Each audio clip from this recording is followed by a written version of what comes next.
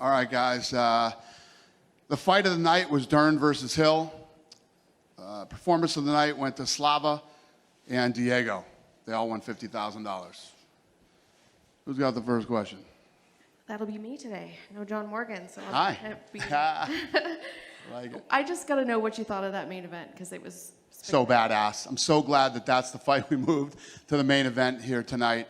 Let me start with, first of all, Mackenzie Dern looked unbelievable tonight. So aggressive. I mean, I don't know what you guys thought, but I thought this was going to be one of those fights where Angela Hill came out, stand up, trying to take it to her, and Mackenzie was going to do everything in her power to get it to the ground, try and submit her.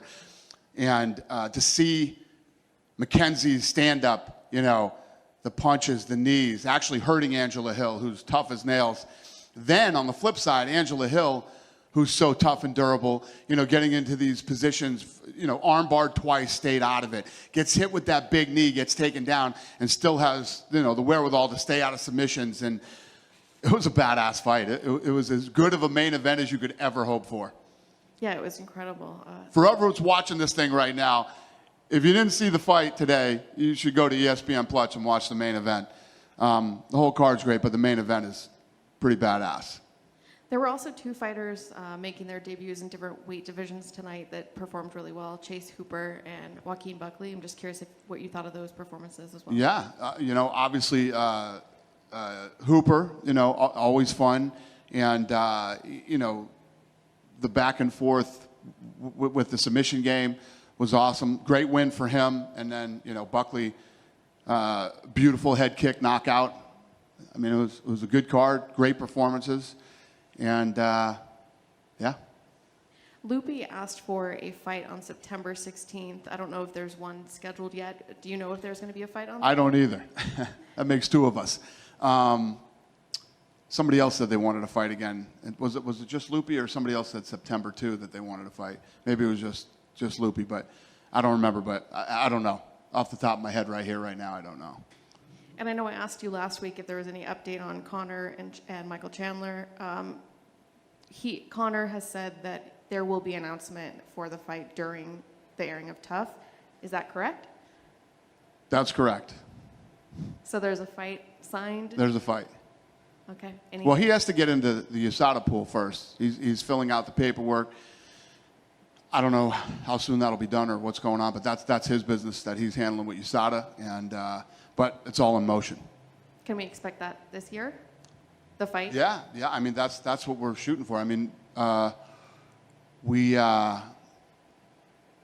hopefully, you know, we have a big fight in Madison Square Garden in November, and then a big fight in December.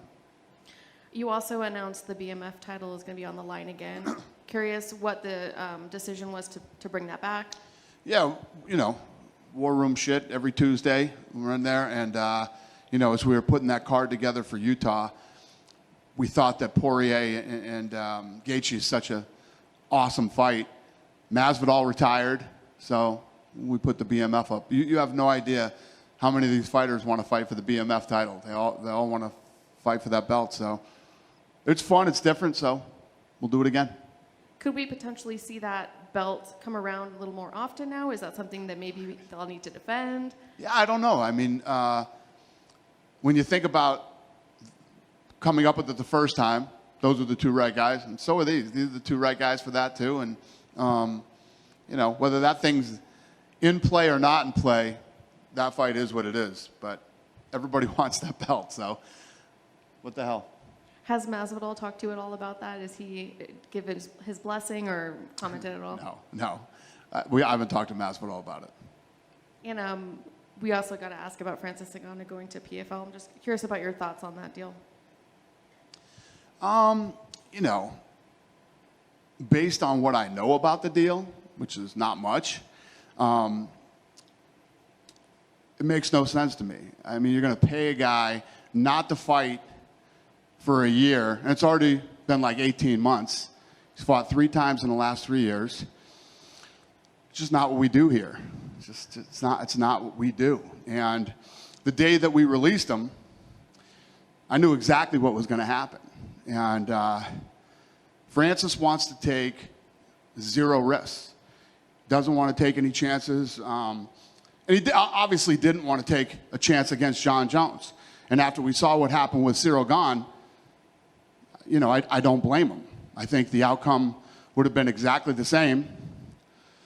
And I'm sure most of you do, and I'm sure Francis does too. You know, and the media makes it sound like that I'm saying that he's afraid of him. I don't think that he's afraid of anybody. It's just the fact that he doesn't want to take any risk. He wants to, you know, PFL's going to pay this guy to train for a boxing match that may not even happen and that they might not even be involved in. How does that make any sense? It doesn't make sense to me. I mean, Anthony Joshua called it a gimmick fight this week. You know, when asked about that fight, he's like, I'm focused on fighting the best guys in the world. You know, I'm not interested in the gimmick fight right now. And that's one of the big problems with boxing right now is it's all about these gimmicky type fights. And that's just not what I do here. It's not what I do. I put on fights with the best fighters in the world and fights that people want to see. Francis could have done a deal here. Hunter threw the kitchen sink at that guy, you know. Hunter went to more dinners with Francis Ngannou and did everything in his power to try to get this fight done. And, you know, Francis just thinks like that he's in a position where he's got some Conor McGregor Mayweather fight on his hands, which he does not. That fight was like a once-in-a-lifetime type deal. Fight that I wasn't very interested in. But at the end of the day, it became so big. The right guys, the right time, the right place. The fans wanted it. So we did it, and we got it done. MMA guys versus boxers doesn't make any sense to me. But I know that he thinks there's all this money in it. I disagree. I don't think there is. And I have no beef with the PFL. I mean, these guys have always been super professional and, you know, never talked any smack. You know me. If I don't like you, whether it's De La Hoya or another, organization out there, whatever it is, you know, I don't hold back. I'll let you have it. But, you know, what they're doing makes no sense to me. Their business strategy. I'm hearing that they're raising money right now, you know, 280 million, 300 million, I don't know what the number is, from the Middle East. And I've done a lot of business in the Middle East. Those guys are sharp, and they know what to do. I don't know who in the hell would give them $280 million because I'm hearing they're buying Bellator, right? So you're an organization that's burning cash, have no ratings and selling no tickets, and you're going to raise $280 million to buy a company that's burning cash, sells no tickets, and does no ratings. It sounds fucking absolutely genius to me. And I don't know. I know how this story ends. I get what Francis is doing. I wish the PFL all the luck in the world. I wish him all the luck in the world. It's just not what we do here. You know, right now when you think about it, he's going to this company. I don't know what they're paying him or what's going on or any of that stuff. He's not even fighting their champions. You know what I mean? He wants to box. He signs with this company, and he's not even willing to fight their champions right now. He's fought 3 times in the last 3 years, and it's been like 18 months since he's fought, and from what I'm hearing, he's not going to fight for another year. All the stuff that's being talked about, it's all bullshit by the media. The media is creating all this bullshit. It's like, I had to listen to this fucking Robin Black, who looks like he came out of a fucking 1997 fucking time warp, talking shit. If anybody needs a makeover, somebody please help that dude. Get him, what's that show on TV? Major Makeover or whatever the fuck it is. Somebody sign Robin Black up for that thing. This guy's out there talking all this shit about, you know, oh, we're just all about marketing, not the best fighters in the world, and all this really stupid shit. So a lot of this stuff's just coming from the media. But when you think about Francis, you know, their last champion, or maybe it was his current champion, lost to Tybura, right? And then the champion now, I think, lost to Yuri Prohaska in the first round, who isn't even a heavyweight. Francis doesn't want to fight these 2 guys now. Am I the only one that this whole thing is just a bunch of bullshit? So that's my 2 cents. My last question, hopefully a fun one. McGregor's documentary came out this week. I'm just curious, when can we expect your Netflix documentary? Never. I'm not into that kind of stuff. Believe me, I get offers for all kinds of books and this and that. I'm not interested in that type of stuff at all. Movie roles, none of that shit. This is what I do. This is what I like to do. I'll literally never do any of that stuff.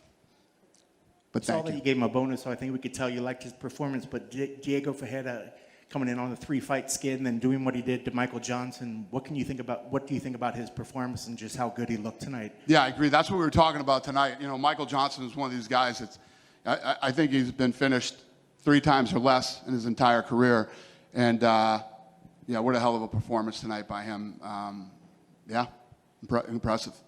Another guy that didn't get a bonus that had a pretty good performance, Joaquin Buckley. What do you think about that performance? And was he possibly close in the running for getting a bonus? Yeah, he definitely was. And I'll take care of Buckley. I'll give him something else too. But, you know, I think that when you look at Dern and Hill, obviously, you know, the fight of the night. And then have you ever seen a cleaner combination than Slava threw? How it landed, and it literally, the fight should have been over right there. He shouldn't even have had the opportunity to jump on that guy and hit him again. And then, obviously, we were just talking about Diego. So I think the bonuses were dead on tonight, but I'll take care of Buckley. Dern in the post-fight she called out Jan and said Rose, but is a matchup with Rose, is that a fight that you would like to see? And, Who did, Dern? Dern. I don't know. I don't know right now. But obviously, yeah, it's a fun fight too. You know, I think Mackenzie's in a really good position after tonight's performance, and I mean, she's never looked meaner than she looked tonight. I mean, she came out on a mission, man. She looked like she was in great shape. She fought hard for 5 rounds. Her stand-up, you know, was on point. She hurt Angela Hill several times with her stand-up, and was all over her on the ground. So, I other than pulling off a knockout or a sub, she couldn't have had a better performance than tonight. So I think anything is possible for her. Just a few on the outside. Jim Brown recently passed away, you know, and he was a big help to the organization when it first got it started. I don't know if you had thoughts on his passing and on maybe what he meant to the organization at its start. Well, you know, obviously he wasn't around during my era, but, you know, he's a guy who helped launch the UFC, and you know, we paid respect to him tonight. Not only on the broadcast, but, you know, all over social media too. And but the guy lived a great life, man. I think he was 87 when he passed, and you know, he obviously has some history here at the UFC. So, yeah, we showed him the love and respect tonight. Awesome. Talking about Aljo and O'Malley, it looks like the fight had been verbally agreed upon, but then we see Aljo go on in social media saying like, well, if my body feels good, I guess I'll be ready or something. And then you have O'Malley saying, well, regardless, I'll be there and I'll be fighting for a title. Yeah. Yeah. He's sure fighting. Do you want me to explain what's going on in the mind of fucking Aljo? I was in the gym this morning working out. I got a call that Aljo said. You know who I got a call from? 3 guesses who called me today and said, Aljo sounds like he doesn't really want to fight. 3 guesses. $100 right now for whoever can guess it. Henry. Who? Henry. Oh, what up? On the first guess. Man of his word. Henry Cejudo calls me and says, this little pussy doesn't want to fight. I'll take the fight. I'm throwing my hat in right now. Let's do it. I'll fight O'Malley. Da da da da da da. So Hunter is my neighbor. Comes over to my house. Said, what's going on? You know, and I think, you know, we got his manager on the phone and stuff like that. It's just Aljo's one of those guys who just can't get out of his own way. You know, apparently he's in for the fight. Why he said that, who knows? It's just, yeah. But this is my life, brother. This is my life. But if that fight... The fight is on. Okay, I don't want to... The fight is absolutely, positively on. Awesome. Yes. Another fight that, you know, people, you know, it seems to be sort of setting itself out on social media, and Chimaev and Usman going back and forth. I know I read somewhere, I thought you said like Usman said something about catch weight, and you're like, no way, a catch weight would have to be at middleweight. Right. What are your thoughts on that? Is that a fight? Well, Is I that think a fight that possibility? it's a fight that Usman wants. That's no secret. Usman literally came to the office to lobby for that fight. I told him I love him. Usman is one of the best guys we've ever worked with. I love working with the guy. You know, look at all the things he's accomplished. I don't do catch weights. Don't do it. You know, so you know how Khamzat is. If you talk shit to Khamzat, Khamzat's going to go right at it with you and doesn't care who he fights and all that stuff. So I don't know. We obviously we've been making a lot of announcements lately. We haven't made that announcement yet because we don't have a fight done yet. But we're working on stuff for Khamzat. Gotcha. And last one for me, Alexa Grasso. We have any sort of update on when we might see her in again? And it seemed like the rematch with Valentina was what was going to happen, but is there any talk of what's going on with her? Yeah, we're working on that too. Awesome. That's one of the fights that we're definitely working on right now. Awesome. Thanks, Dana. Thank you. Dana. Yep. I just wanted your thoughts on Karolina Kowalkiewicz. You know, she was on a 5-fight losing skid, comes back, she's won 3 in a row, resurgent. Like, what do you say to a fighter like that? No, I agree with you. She looked great tonight. Couple things that I was watching when she was fighting. If you noticed in the beginning, her opponent came out and started throwing body kicks. She caught the body kicks and was drilling her with right hands. And I was fascinated by that because she didn't throw another kick again until the 3rd round. So I asked her after the fight, did you guys watch tape on her? And they started laughing and said, yeah, we saw that she always likes to throw that right body kick. We practiced the whole camp catching them and drilling her with right hands, and it worked. She stayed on the outside. She picked her apart. I mean, she looked damn good tonight. I literally talked to her after the fight and said, that's the best I've seen you look in a long time. Congratulations. So, yes, I agree with you, and yeah, I let her know that she had a great performance. And like, is she just like a perfect case where like you see these fighters go on skids, right? And they're like, oh, she's done, she's gonna retire, and then maybe change the camp, change their mindset, and they come back and. That's a great question. Did she come back here tonight? No? Yeah? Did you ask her that? You're asking me? I want to know now too. I agree with you. Yeah, I don't know, but that would make sense. Either that or, you know, some nights just aren't your night and some nights are, you know. Everything just sort of comes together. You know, you have a great camp, your team breaks down your opponent, and everything just goes the right way. I don't know the answer to that question, but I would love to know the answer to that too. Yeah, I agree with you. There's another female fighter on the second fight of the prelims, Natalia Silva. Her last 2 fights, and she's been finishing girls. I mean, is she, and she, you know, with the flyweight division wanting prospects, like is she one to look out for? So we're on a group chat, me, the matchmakers, and Hunter. And I was driving over here, and I missed that fight, and these guys were all going crazy about that fight. I missed it. I would love to talk to you about that fight, but I missed that fight tonight. But these guys were all in the group chat going crazy over that fight. I missed it. Something outside of it tonight, I just wanted to know the mindset. Like, so Sean Strickland and Paulo Costa, 2 top 7 middleweights, they're fighting, their next fights are going to be 2 unranked fighters that only have 1 fight in the organization. I just wanted to know, is it more of a, you want new juice in that division, or is it like what's Yeah, that is what we try to do.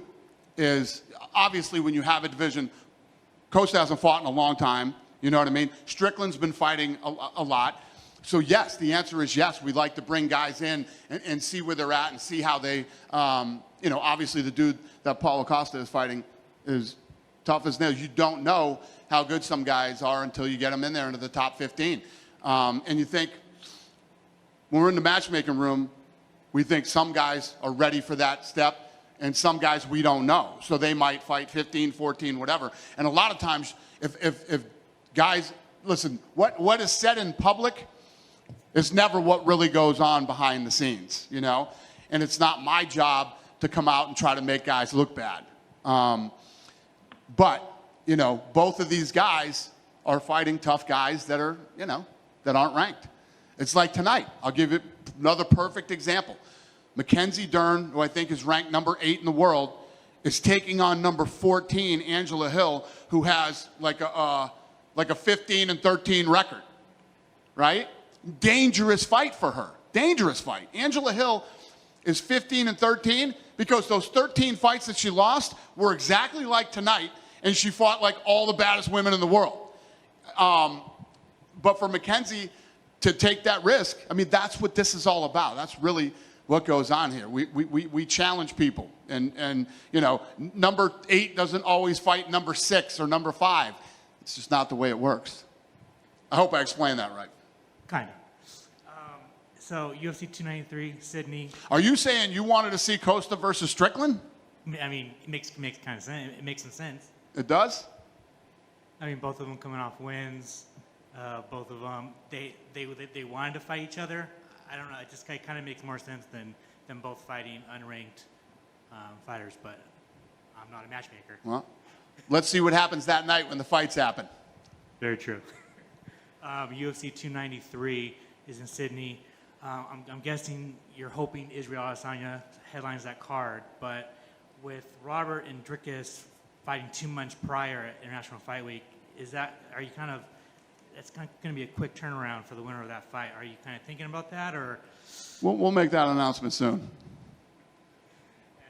And then finally, just the 30th anniversary card's coming up. You got something cool planned for that too? Nah, not really. We're just going to throw some shit on that card. Yes, we will bring it for UFC 30. You know, I mean, if you look at this year, I mean, we've been putting on some badass fights this year. And as good as the year opens up and as good as the summer is, you know that once we get into the fall, you know, it just gets better and better and better. And every year we go, how the hell are we going to beat last year? And we end up doing it. I mean, I think people were shocked when we announced the Utah card and how really good the Utah card is. There were memes like, there's Utah pictures of Dana or some shit like that. That's how good the Utah card is. Thank you. Thank you. What's up, buddy? Hi, how you doing? Good. Aljo, his next opponent's obviously O'Malley, but he's been heard saying that he's interested in moving up in weight, another division. Who? Aljo? Aljo. Has he ever said anything to you guys about that, changing divisions?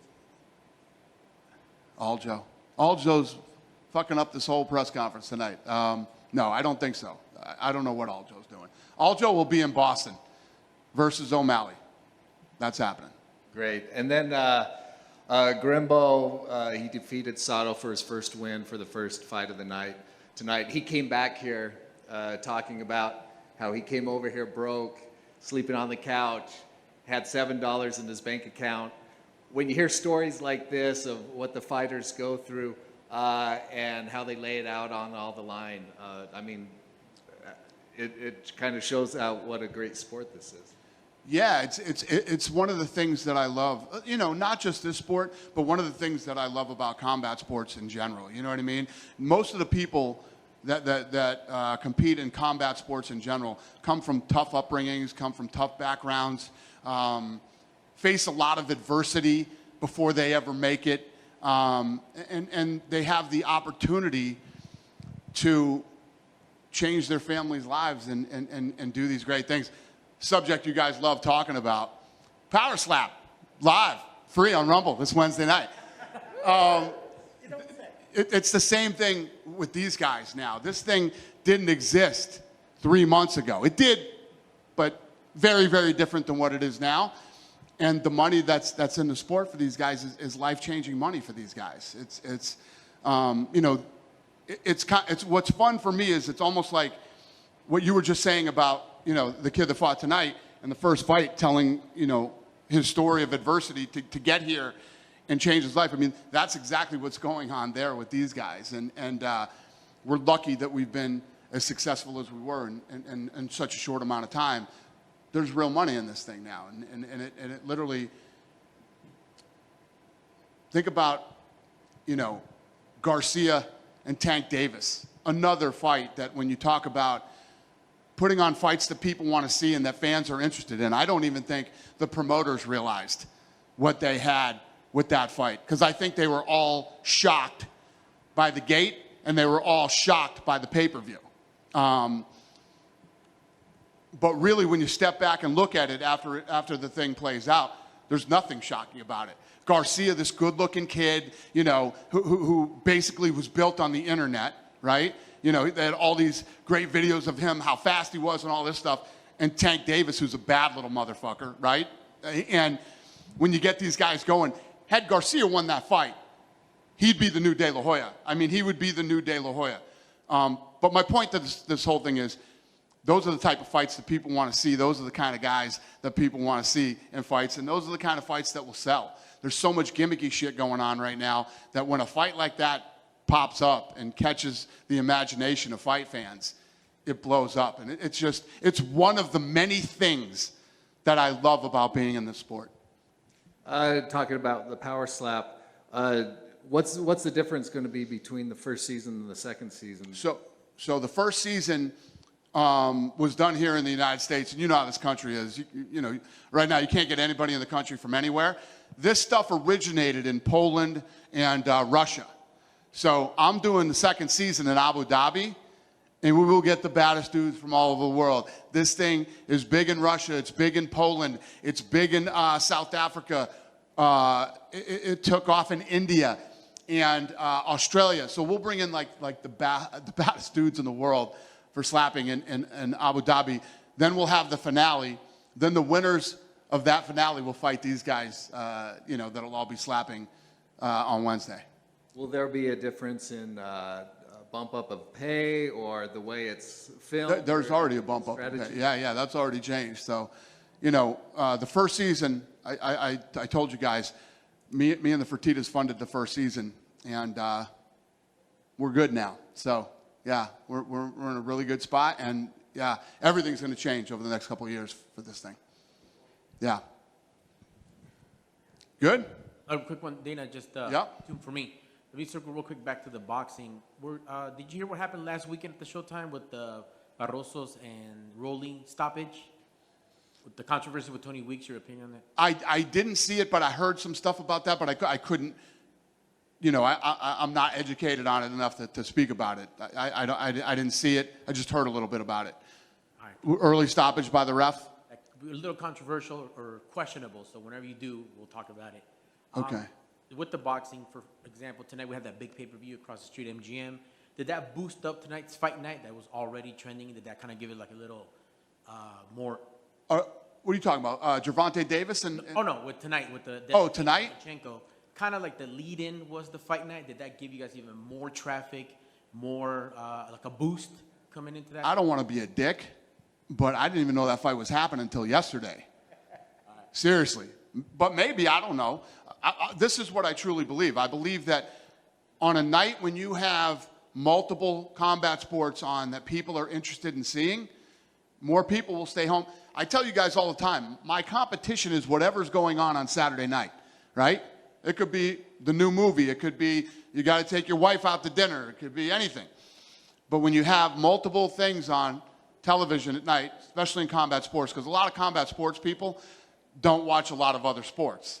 So when you have multiple things on the same night, I can tell you this, it definitely doesn't hurt. So whoever stayed home tonight and watched this fight night, you know, this fight night probably leads right into, I saw them advertising the shit out of it on the show tonight, which probably leads right into the fight. It definitely can't hurt either one of us. Excellent. And with the switch up in June, how's that trending? With Irene stepping in for Juliana, did that get more people talking about it, more ticket sales in Canada? Well, Canada was sold out anyway. Yeah. Canada was sold out. Listen, one thing we don't have a problem doing is selling tickets. Tickets sell. I mean, this last fight we did in North Carolina was the biggest American fight night ever in the history of us putting on fight nights. So, yeah, ticket sales are not a problem. Excellent. Thank you, sir. Thank you, brother. You guys done with me? Have a great weekend.